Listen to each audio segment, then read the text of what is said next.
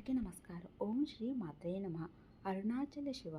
పరమశివుని అనుగ్రహంతో ఐశ్వర్యం పొందిన కుబేరుడికి ఒకసారి తానే ధనవంతుడనే అహంకారం కలిగింది.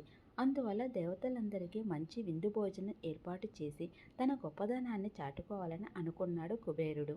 దేవతలందరినీ ఆహ్వానించి శివపార్వతులను ఆహ్వానించడానికి కైలాసానికి వెళ్ళాడు. శివుడు కొండల్లో ఉంటాడు. ఒక ఇల్లు కూడా ఉండదు.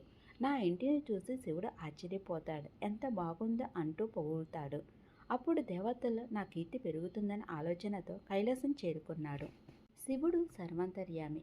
ఎవరెవరు ఎప్పుడెప్పుడు ఏమనుకుంటున్నారో అన్నీ తెలుసుకోగలడు. కుబేరుని ఆహాన్ని పసిగట్టాడు. పార్వతీదేవి కూడా కుబేరుడు పథకాన్ని అర్థం చేసుకుంది. కుబేరుడు వచ్చేసరికి శివపార్వతులు మాట్లాడుకుంటున్నట్లు నటించారు.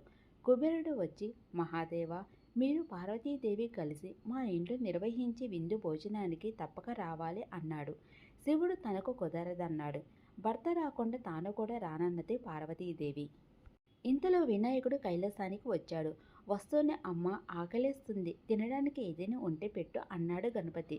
పార్వతీదేవి గణపతి వైపు కనుసైగ చేసి, కుబేర, మా గణపతి మీ ఇంటికి విందుకు వస్తాడు అనగా శివుడు, అవునవును, గణపతికి విందు భోజనం అంటే మహా ఇష్టం. మా బదులుగా గణపతిని తీసుకుని వెళ్ళు అన్నాడు పరమశివుడు. హా, ఈ పసిపిల్లవాడా నా ఇంటికి విందుకొచ్చేది, ఎంత తింటాడులే అనుకుంటూనే గణపతిని తీసుకొని తన భవనంలోకి తీసుకువెళ్ళి అక్కడ ఉన్న సౌకర్యాలను, ఇతర సంపదలు చూపించసాగాడు. ఇవన్నీ వ్యర్థం, త్వరగా ఆహారం పెట్టండి అని గణపతి అనగా కుబేరుడు భోజనం సిద్ధం చేయవలసిందిగా అక్కడున్న పనివారికి ఆజ్ఞ ఇచ్చేశాడు.